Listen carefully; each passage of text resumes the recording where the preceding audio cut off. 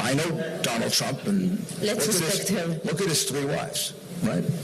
Beautiful women, classy women, women of great substance. Stormy Daniels. Yes, I respect all human beings. I even have to respect, criminals. But I'm sorry, I don't respect a porn star the way I respect a career woman or a woman of substance.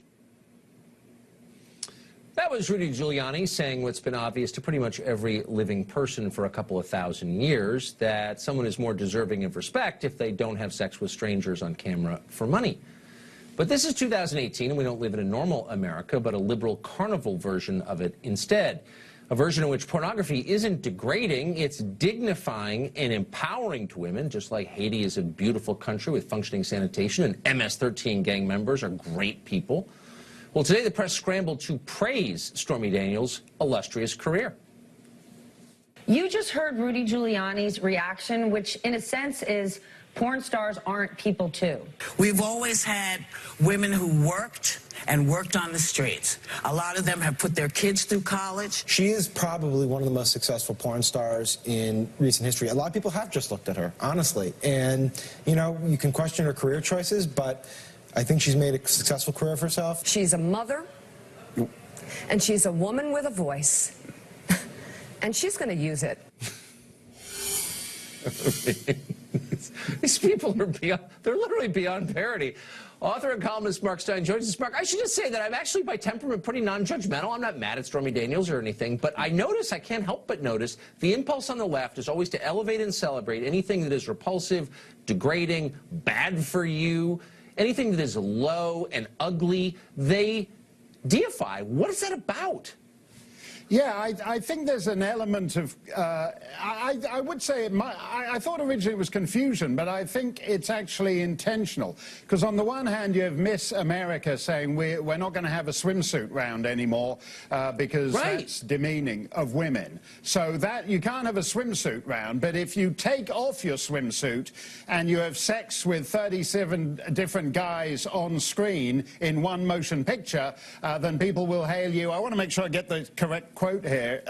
Quote, one of the most successful porn stars ever. That's a really great thing to be. I mean, porn is rubbish. The plot's rubbish. The dialogue's rubbish. It's an art form. Whoa. And look, in the interest of journalism, I'm sorry, before you go, we actually checked her oeuvre.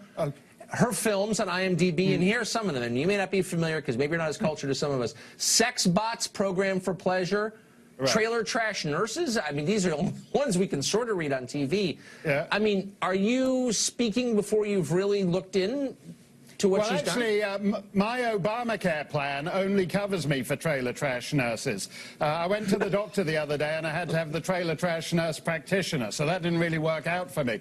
What was the other one? Sex Bots? Sex Bots program. I'm too embarrassed.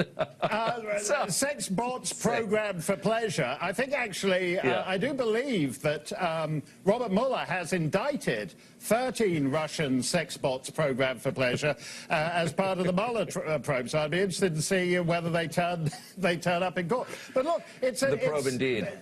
There is a confusion here, and I think it goes back to what you said in the introduction, that a lady in a swimsuit parading around as Miss New Hampshire or Miss Idaho, because that's a fairly harmless pleasure, we have to get rid of it.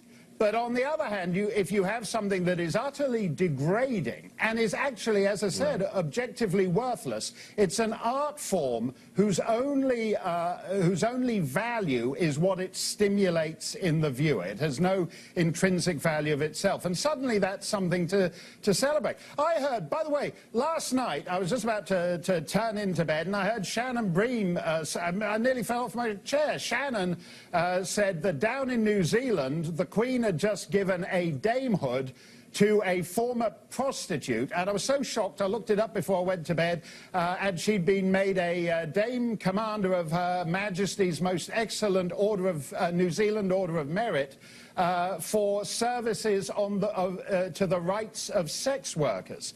So we are doing something here where we are taking the most low and degrading kind of work a woman can do and somehow pretending that it's empowering of women. And whether that's Stormy Daniels or this new dame down in New Zealand, that is not the case. It's an industry that exploits and degrades women. And in that sense, you should be able to say what Rudy said, because it's self-evident.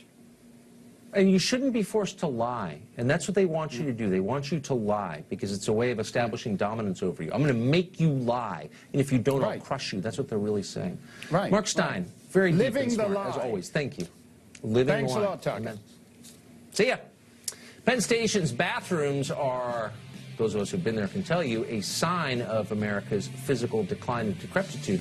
But Amtrak says and reassures us they have them all cleaned up now. Well, we sent a reporter to find out if that's true, and we'll show you the results next. It's in my district. It's district. a homeless shelter. It's disgusting. It's in my district. So why are you wasting? You give these speeches, and I just read one where you're like, you know, Trump is bad. By the way, ignore the guy living, you know, under the ATM machine or relieving himself. Oh. Dead serious question. Have you been to the men's room in Penn Station?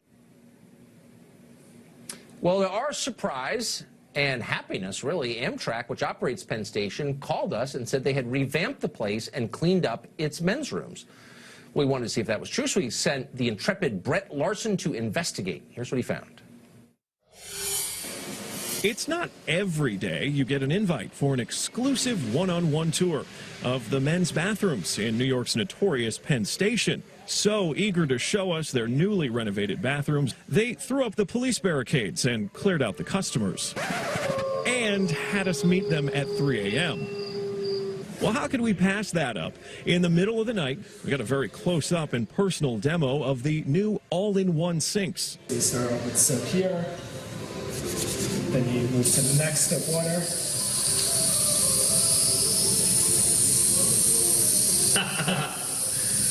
Technology's fun. But remember, Penn Station is notorious for its problem with homelessness. The down and out and drug abusers come here each night to hang out.